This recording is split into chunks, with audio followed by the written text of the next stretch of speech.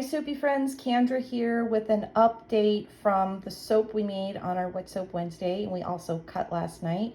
Those two videos are up under the events tab, but check out our banana soaps and these crazy cool speckles. These are the darkest, most intense banana speckles I have ever seen. I mean, my bananas were extra ripe, but wow, look at these. Okay, this is really cool too. This part hasn't oxidized yet. See, the speckles aren't developing. That was touching. So I'm gonna flip them over and let that finish oxidizing.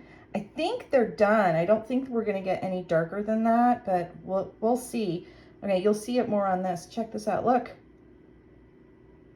That's what it looked like when we cut it. Even after, well, a couple minutes after we cut it. They were almost pure creamy color when we cut them.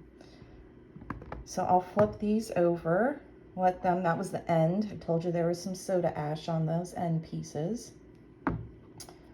And we'll let these finish oxidizing, doing their thing. And I'll give you another update with a pretty fancy photo shoot and all that good stuff once these are cured. How fun. All right, see you next week when we turn those banana balls into chocolate covered banana balls.